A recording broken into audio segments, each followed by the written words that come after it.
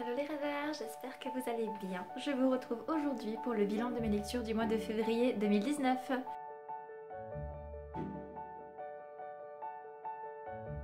Bon voilà, alors pendant le mois de février j'ai encore pas mal lu, j'ai une douzaine de romans à vous présenter, dont un bouquin que j'ai oublié de vous présenter pendant le mois pour le mois de janvier, je m'en suis rendu compte après.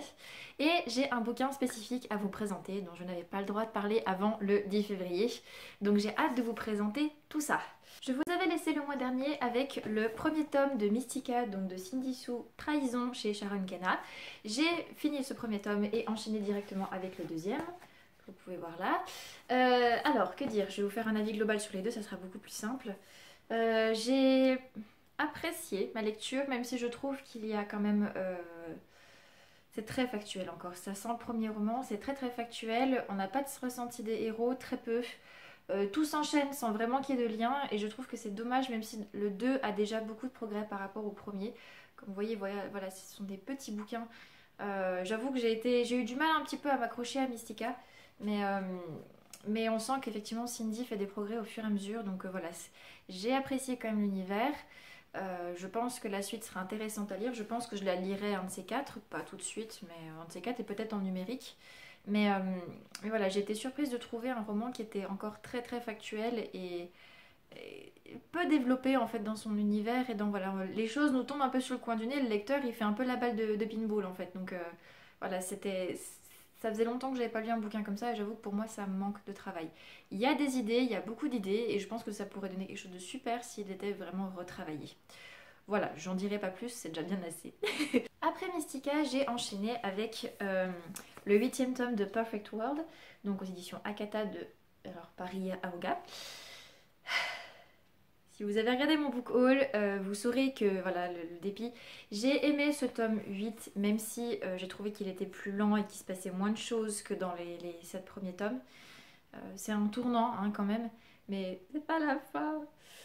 Je voulais que ça soit la fin, je pensais que c'était le dernier tome, donc je me réjouissais et j'appréhendais cette fin. Et en fait, ok, c'est pas la fin, on va retrouver les personnages et c'est chouette, on va pouvoir encore les suivre un moment. Mais c'est pas la fin.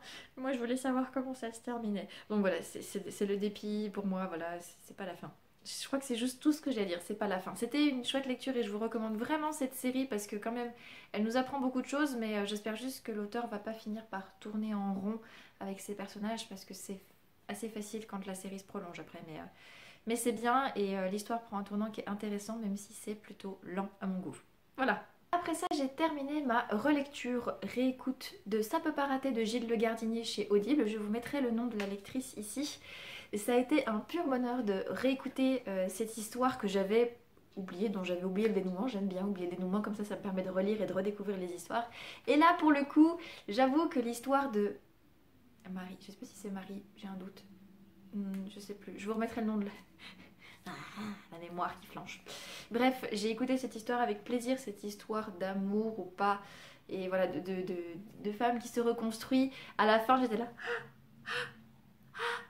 C'était trop bien, enfin bref, j'étais transportée comme dans un vrai roman d'amour et c'était juste super. Toujours avec ce petit côté humain, pardon. Je voulais prolonger le mot, ça se fait pas. Ce côté humain qui est toujours propre à Gilles Le Gardinier et ce côté un peu drôle, comique, qui fait que voilà, avec cette vengeance d'une femme qui a été bafouée, c'était voilà, encore une fois, j'étais pas toujours d'accord avec ce que faisait le personnage, mais j'ai beaucoup apprécié quand même de la suivre et son histoire m'a vraiment transportée du début à la fin. Donc voilà, si vous aimez les romans feel good, c'est vraiment ce qu'il faut lire, ça fait du bien, c'est chouette, c'est drôle et que ça soit lu ou écouté, c'est extra. Après ça, je me suis plongée dans l'épopée de Wolfram tome 1, donc Wolfram et l'étrange veilleur de André Gobry en auto-édition chez The Book Edition. Alors, j'avoue que je ne savais pas trop, voilà ce que j'allais en penser, et ce roman a été une chouette surprise. Je suis épatée par l'histoire, par les recherches qui ont été faites pour mettre en place cet univers, par le ton qui est adopté par André Gobry pour raconter cette histoire. J'ai vraiment apprécié le bouquin, même s'il y a quelques petites tournures qui font que c'est un peu maladroit, que c'est pas addictif, voilà, mais ça reste vraiment une épopée de chez Épopée avec des petits traits d'humour de la part du narrateur. Qui est en fait un oiseau. Et j'ai trouvé ça drôle de mêler cet imaginaire, voilà, avec... en ayant parlé un petit peu avec André, c'était juste ça collait bien avec son personnage et j'ai apprécié, même si c'est vrai que le personnage de Wolfram dans ce premier tome est un peu compliqué, vu que c'est un enfant en fait qui descend à la fois des dieux et des hommes et qui va du coup faire sa progression en tant que page pour enfin grandir et ensuite devenir seigneur. Et ce sont vraiment les débuts. Et c'est dommage parce que la couverture rend pas follement justice à l'histoire. Mais c'est vraiment top. En plus, on a une mythologie qui est super intéressante, avec un contexte historique qui est travaillé. Donc, je peux que vous le conseiller. C'est pas connu malheureusement, mais n'hésitez pas et j'espère pouvoir me procurer par contre le tome 2 assez rapidement, enfin d'ici l'année prochaine, si ça se trouve. Si je le commande pas en ligne, eh ben je le prendrai en salon. Mais c'était vraiment une chouette découverte, même si c'était pas addictif et que c'était pas, on va dire, le bouquin qui m'a transcendé. J'ai vraiment apprécié et j'ai quand même bien rigolé. Parlons maintenant, puisque c'est là que j'ai fini par le noter, du bouquin que j'ai oublié de vous présenter le mois dernier. Il s'agit du bouquin Le Trébat de Christian Bobin aux éditions Folio, que j'avais reçu pour Noël et que j'ai lu en une après-midi, je crois aussi, pas quand j'étais malade, mais un après-midi comme ça m'a pris. C'est un petit bouquin qui se lit très vite et qui se lit très bien, qui parle à la fois de l'histoire de d'une biographie de Saint François d'Assise avec un regard très contemporain et un parallèle avec notre société actuelle qui est juste incroyable et c'est très poétique, très puissant, très voilà. J'avoue que c'est là qu'on voit que l'image de Saint François d'Assise est quand même encore très présente et qu'elle peut nous inspirer maintenant et la plume de Christian Bobin a juste été juste incroyable. Je l'ai beaucoup de fois juste, désolée. La couverture m'engageait pas trop et quand je me suis laissée porter par les mots de Christian Bobin, j'ai fait waouh, c'est top. Et clairement, c'est top. Si vous voulez lire ce bouquin, franchement, je vous le conseille parce qu'on découvre cette figure, cette sainteté sous un autre regard et effectivement avec un regard sur notre société qui fait réfléchir sur la maternité, sur la paternité, sur plein de choses. Et je trouve ça juste extraordinaire quoi. Après ces bouquins, j'avais quand même besoin d'un truc feel good qui se lit super vite et vraiment par plaisir. Je me suis donc plongée dans Rêver n'est pas un vilain défaut de Carole Cerruti dans la collection Piment, donc chez France Loisirs. Ah bah ça n'a pas fait de pli, hein. Je l'ai lu à une vitesse, pas pharaonique mais voilà, supersonique. Parce que j'ai vraiment accroché à l'histoire, à ce petit roman feel good, ces petites romances voilà, de Lise qui d'un seul coup se retrouve en fait à devoir rentrer chez elle en Angleterre pour la soirée voilà, avec les anciens étudiants avec qui elle était. Elle veut rendre son ex jaloux et pour faire bonne figure devant sa famille, elle va engager un comédien. Sauf que ce comédien, en fait, eh ben, il risque de se passer des choses, voilà, il y a des sentiments qui vont se mêler, et effectivement, c'était trop bien. J'aime beaucoup ce genre de truc parce que, voilà, Lise n'est pas un personnage, elle enfile une gaine, c'est pas le top modèle qu'on croit, mais l'histoire d'amour est chouette. J'ai été un petit peu surprise du tournant de l'histoire au bout d'un moment, et j'étais pas déçue, mais j'ai l'impression que le soufflet est un petit peu retombé sur les trois quarts du bouquin. Ça m'a pas empêché de quand même de beaucoup apprécier l'histoire et de pouvoir espérer lire encore une fois Carole Cerruti bientôt dans une autre histoire du même genre. Mais franchement, si vous, si vous avez envie de lire un bouquin qui vous prend pas la tête et qui vous fait juste plaisir avec une petite romance sympa, foncez là-dessus parce que ça fait du bien. Et franchement c'est frais, ça m'a vraiment détendu et je crois que je devrais lire plus de bouquins comme celui-ci. Vraiment. Passons maintenant au livre qui a été un petit peu la problématique du mois. Comment dire? J'ai lu L'enfant de la délivrance de Cindy Sue, donc aux éditions Sharon Kenna. Et comment dire? Ça l'a pas fait. Ça l'a pas fait déjà parce que j'ai eu du mal avec l'héroïne, la première, parce qu'il y en a deux. La première, elle s'appelle déjà Juliette. Une histoire de vampire, voilà, elle est en fait tueuse. Et elle couche avec un petit peu tout ce qui bouge, pas trop mon... Voilà, elle se fait charmer par des vampires, machin. C'est un peu compliqué. Elle finit par avoir une fille, et là, horreur et putréfaction, elle s'appelle Charlène. Comme moi. C'était la première fois que je lisais un roman avec un personnage qui porte mon nom. J'espère ne pas renouveler l'expérience de suite. Surtout que là, comment vous dire? Il y a des idées, hein, il y a beaucoup d'idées. Sauf que psychologiquement, je pense que les personnages, c'était compliqué pour eux aussi. Comment vous dire que j'ai eu accès à des... Enfin, le lecteur a accès à des scènes non censurés, on va dire, et des trucs que j'aurais bien aimé que mon homologue ne fasse pas. Et puis clairement, ça m'a un peu dépassé. Ça m'a laissé sur les fesses. Voilà. Je pense que c'était juste pas un univers pour moi et je me suis retrouvée dedans. J'ai lu jusqu'à la fin, parce que quand même, voilà, j'ai lu jusqu'à la fin. Ça a été quand même un voyage compliqué et je pense juste que cette bite-là n'est pas faite pour moi. Ça partait pour moi dans tous les sens ou pas, mais voilà, ça manquait de fil conducteur, ça manquait de précision, de netteté, même si je pense quand même que Cindy Sue avait une histoire précise en tête. C'est plus développé que Mystica, mais quand même, là, je vous avoue que ça m'a juste un peu traumatisée de voir des scènes que j'avais pas envie de voir et de m'énerver un peu avec des personnages avec lesquels je me retrouvais pas. Mais voilà, ça a été effectivement le couac du mois. J'en suis désolée d'ailleurs, mais ça l'a pas fait, juste avec moi, ça l'a pas fait, clairement. C'est tout ce que j'ai à dire, c'est juste que ça l'a pas fait, que j'en suis désolée. Après ça, je suis passée à un bouquin que j'avais peur de ne pas apprécier. Je me suis plongée dans Un palais de colère et de brume de Sarah J. Maas, donc le deuxième tome de Un palais d'épines et de roses, et là par contre il y a eu émotion partout. J'appréhendais cette suite parce que je savais voilà, que le personnage de Rhysand allait faire son apparition, prendre une importance que je craignais de voir apparaître. Et en fait, je comprends maintenant pourquoi les gens sont si fans de ce personnage, parce que moi aussi je suis devenue fan de ce personnage. Sarah J. Maas a réussi le tour de force de me faire changer d'avis par rapport à d'autres personnages. Et voilà, j'ai beaucoup apprécié cette suite. Il y a des scènes que là aussi j'aurais pas voulu lire. Des scènes un petit peu trop osées à mon goût.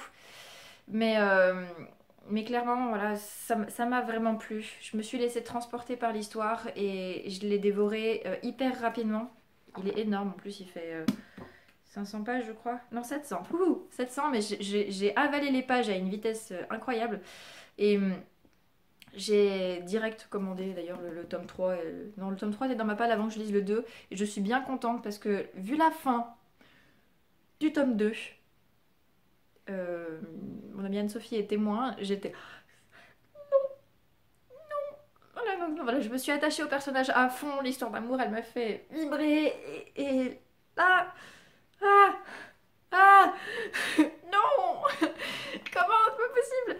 Après, on me dit que je suis sadique en tant qu'auteur, mais vous avez pas lu Sarah J. Maas si vous dites ça. Voilà, je me suis vraiment laissée emporter par cet univers qui prend toute son ampleur par des choix scénaristiques qui sont poussés. Et voilà, c'était vraiment... J'ai vraiment apprécié et j'espère que le tome 3 c'est à la hauteur du tome 2 parce que c'était super cool, vraiment. Parlons aussi d'une suite, d'un tome 2 et d'une fin de série cette fois-ci qui m'a emporté jusqu'à la fin. Extraordinaire, c'est presque un coup de cœur. Pardon de faire des jaloux. J'ai lu le tome 2 de Rosen de Laetitia Danay, donc qui sortira au mois de juillet, si je ne me trompe pas. C'était trop bien. C'était trop cool. J'ai apprécié vraiment l'univers mis en place par Laetitia. Ça semble tellement facile, tellement... On se laisse tellement embarquer par l'histoire, voilà, par les personnages qui sont forts, par tout ce qu'il développe. Enfin, je sais pas, l'imaginaire m'a transportée. Je me demandais des fois, mais comment elle va résoudre ce problème-là? Ça va prendre encore 50 pages de plus? Et ben en fait, non. Ça se faisait d'une manière fluide, d'une manière naturelle et les choses, voilà, il y a eu des surprises, des choses que je voulais pas et qui sont arrivées quand même. Et du coup, voilà, c'est un roman qui nous prend aux tripes, une suite qui nous prend aux tripes et qui... C'est la fin d'un diptyque voilà, qui est juste extra. J'étais mélancolique après de devoir quitter cet univers que j'ai beaucoup apprécié, ce côté oriental voilà, qui est juste top. Euh, c'est une fantaisie vraiment poussée, euh, puissante et comment dire, on s'embarrasse pas, enfin, c'est condensé, voilà, c'est dense. C'est dense et il n'y a pas de paroles qui se perdent, voilà, y a de tout. Il y a le côté politique, il y a le côté amoureux, il y a le côté surnaturel, il y a tous ces trucs-là qui fait que vraiment, avec Rosen, on se laisse embarquer et on rêve. Et Laetitia, tu nous vends du rêve à fond, donc du coup, merci, merci.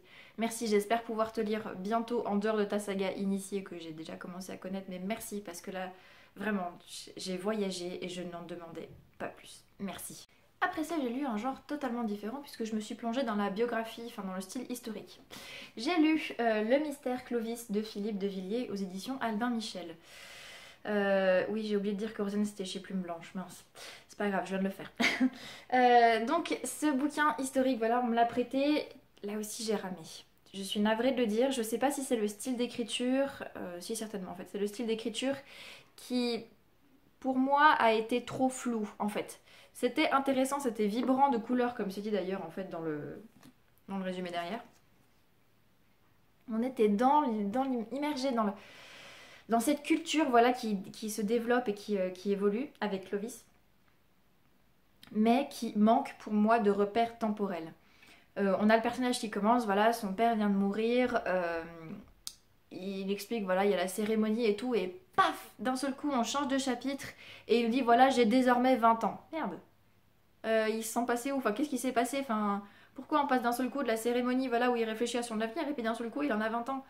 Pourquoi il y a 5 lignes, il avait encore 14 ans, et puis là, il en a 20 et c'est pareil, d'un seul coup, paf, il a 40 ans. Merde. Zut.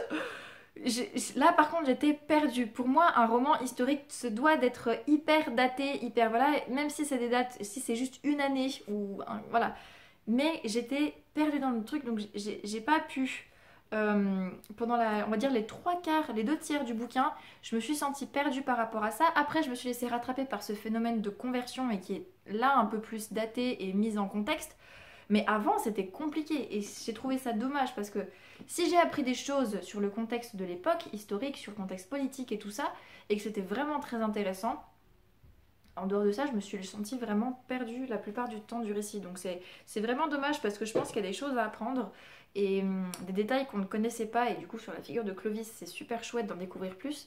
Mais je trouve ça vraiment dommage qu'on ne soit pas plus repéré que ça parce que on se perd. Enfin, moi, je me perds et j'ai trouvé ça très désagréable comme point, surtout pour un roman historique, quoi. Je vais vous parler maintenant du roman que je vous avais dit que je ne pouvais pas parler avant le 10 février. Voilà, c'était un peu l'avant-première.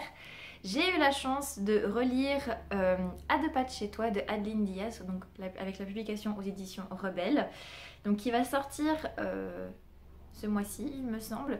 Je l'ai lu en avant-première, ou je sais plus si c'est au mois d'avril, je vous remettrai la date de sortie ici. J'ai eu la chance de le relire en avant-première, je l'avais lu il y a quelques années. Et la nouvelle version est sortie, je suis contente de faire partie des partenaires d'Adeline pour cette nouvelle version. Je vous montre aussi, avant de vous parler du livre en lui-même, les quelques goodies que j'ai eu la chance de recevoir dans une enveloppe particulière pour les partenaires. J'ai eu droit à des petits post-it, voilà, tac, comme ça. J'ai eu droit à une super bougie de Lacarnum Inflammae qui sent le chamallow. Je vais la poser là avec le petit post-it. Et j'ai eu droit aussi à deux petits stylos. Si je vous mets ça dans le bon sens, peut-être que vous arriverez à lire dans le bon sens. Voilà. Je sais pas encore quelle couleur ça doit faire du noir. Et là c'est trop chou, regardez. Ah, patoune patoune. Voilà, petit stylo avec la patoune. J'ai trouvé ça trop bien. Donc bref, les petits goodies c'est toujours sympa. Surtout quand c'est des stylos et des bougies. Le bouquin en lui-même, j'ai pris plaisir à retrouver Ludovic et Anaïs, qui sont donc voisins, qui ne se parlent pas, principalement parce que Anaïs sait que c'est un coureur de jupons, Ludovic, et que même si elle est très attirée par lui, elle ne veut pas retomber dans une histoire d'amour, donc elle va l'éviter au possible. Sauf que ça, c'est compté sans Prince, son chat, qui a décidé que il allait quand même les allier ensemble. Donc ce chat, très chat, j'ai envie de dire, parce que voilà, qui se sent effectivement comme si les humains étaient à son service. C'est très drôle de suivre ses pensées et de voir comment il fait, enfin il manigance ça pour rejoindre les deux personnages. Ça donne une histoire qui est juste, voilà j'ai perdu le fil de ma phrase, désolée. Ça donne une histoire qui est juste hyper prenante et qui est pourtant bien développée alors que le bouquin fait, il me semble, 140 pages au format papier. C'est pas énorme, c'est vraiment peu même, mais les personnages sont travaillés, la psychologie des personnages est travaillée. Rien n'est évident pour les deux et on apprend des choses vraiment au fur et à mesure. D'abord, je crois que c'est Ludovic, ensuite c'est Anaïs. Bref, il y a tout un truc qui se mêle pour créer une histoire d'amour qui est jolie, mignonne et ça fait juste une jolie parenthèse, voilà, pour se laisser porter et vraiment pour se laisser aussi porter par Prince, par ce chat. Je trouve le concept sympa, voilà, que le chat fasse joue les entremetteurs et que l'histoire d'amour se dessine. Il y a pour moi, encore une fois, un petit peu trop de détails osés quand il y a des scènes d'intimité, mais en dehors de ça, c'est vraiment une histoire que j'ai pris plaisir à relire et que je vous conseille vraiment parce que ça change, c'est de la romance française et ouais, je sais pas, c'était juste doudou un peu ça. Je l'ai lu, il me semble, en une soirée, donc voilà, vous avez envie de faire une parenthèse doudou après une journée de travail difficile, bah, lisez à deux pas de chez toi parce que c'est juste exactement ce qu'il faut quoi. Je pourrais pas vous en dire beaucoup plus. C'était mon avis un petit peu en exclu, mais voilà, c'était un peu le teaser au milieu de la vidéo, voilà, caché. Mais voilà, un roman doudou avec un chat, avec une histoire d'amour. C'est juste ça. Après ça, comme la fin du mois arrivait, je me suis dit qu'est-ce que je peux caser encore dans mon truc. J'avais pas le moral, vraiment, j'étais un peu le moral au fond des chaussettes. C'était compliqué, donc j'ai décidé de lire un truc qui me prendrait pas la tête non plus. Je me suis donc plongée dans le premier tome de Qui est He, et ensuite dans le deuxième tome que vous pouvez déjà apercevoir ici, donc de Kevin Tran et Fanny Antini. Donc c'est le manga du rire jaune. Eh mais franchement, si je m'attendais à rire autant dans ces mangas, mais j'ai eu des fous rires, je me suis mise à pleurer toute seule dans mon appart parce que j'étais morte de rire. J'aime bien les dessins qui sont qui sont simples. Je vous montre un peu des planches comme ça. C'est sans prise de tête et en même temps on est dans un univers qui est travaillé. Le dessin est pas... C'est pas du dessin de manga hyper fouillé pour faire des illustrations de fou. Mais justement, j'ai trouvé ça génial qu'on soit dans un dessin assez simple, qui pourtant est très agréable. Enfin, pour moi qui suis sensible à ça, c'est très agréable. Dans un univers qui est parfois pas décousu, mais on se dit mais où est-ce qu'on va? Et quand on comprend, on se retrouve face à des scènes qui sont d'un cocasse.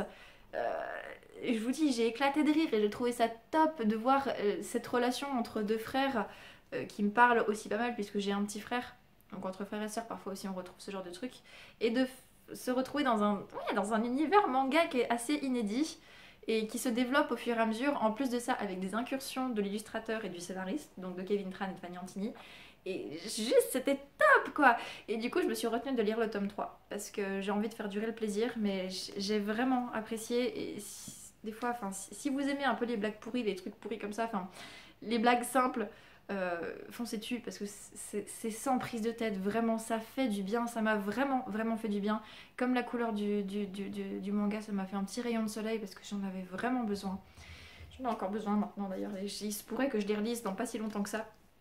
Déjà parce que ça m'a fait tellement sourire et tellement du bien que voilà, voilà, donc je peux juste que vous le conseiller. Je sais pas si j'ai dit si c'était chez Michel Lafon, je crois pas, mais je vous les conseille vraiment parce que c'est des petites pépites quoi. Je m'attendais pas à ça et waouh, trop cool. Enfin, dernier bouquin que j'ai à vous présenter, celui-ci je ne l'ai pas terminé puisque comme je vous ai dit j'ai essayé de caser des bouquins avant la fin du mois, mais je trouvais ça illogique d'aller piocher dans mes petits bouquins que j'allais me forcer à lire vite juste pour être à la fin du mois. Donc j'ai pris ma lecture, la lecture suivante dans ma palle. Je me suis donc plongée dans Ray Shepard, tome 1, Amnésie de Morgane Ruigraf, donc chez Plume Blanche. Là, voilà, chez Plume Blanche. C'était une relecture, mais oulala, ça faisait longtemps que j'avais lu la première version, enfin la version qui était sortie chez Valentina, et j'avais manifestement oublié beaucoup de choses. Et je vous en dirai plus le mois prochain. Tout ce que je peux vous dire, c'est que ça a été vraiment un plaisir. J'ai pas voulu enchaîner tout de suite avec la suite, mais je vous la présenterai quand même pour le bilan du mois de mars, puisque c'est prévu que je la lise bientôt. Donc voilà, mais c'était une plongée plaisir dans un univers que j'avais beaucoup apprécié et qui est déjà travaillé et qui annonce une suite grandiose. Voilà, c'est tout ce que je peux vous dire pour le moment. Et voilà, ce sera tout pour cette nouvelle vidéo. Je vous ai présenté toutes mes lectures du mois de février. Le mois de mars a déjà bien commencé tranquillement. J'en suis à 2 livres pour le moment avec Ray Shepard. N'hésitez pas à me dire ce que vous avez pensé des bouquins que je vous ai présentés, s'il y en a qui vous font envie, d'autres pas du tout, si vous les avez déjà lus ou pas. N'hésitez pas à me dire ce que vous avez lu aussi pendant le mois de février, s'il y a des bouquins que vous me recommandez. J'aime toujours agrandir ma wishlist. Ma palle est malheureusement encore bien haute et stagne autour des 30 pour le moment, ça m'énerve. Mais c'est pas grave, je vais bien réussir à l'abaisser puisque pendant le carême qui commence donc demain, aujourd'hui on est le mardi 5 mars, je n'achète rien jusqu'à Pâques. Donc si je reçois des choses, ce sont des services presse. Voilà. Mais en dehors de ça, ou la précommande, pardon, j'ai une précommande qui doit arriver. La suite de ça qui va arriver là. La suite de ça. En dehors de ça, je n'aurai pas de réception, donc il est possible que je ne fasse qu'un book haul qu'à la fin du mois d'avril. S'il n'y a vraiment pas assez à présenter. En attendant, je vous souhaite un excellent mois de mars, d'excellentes lectures et je vous fais plein de poutous. Voilà, tout bêtement.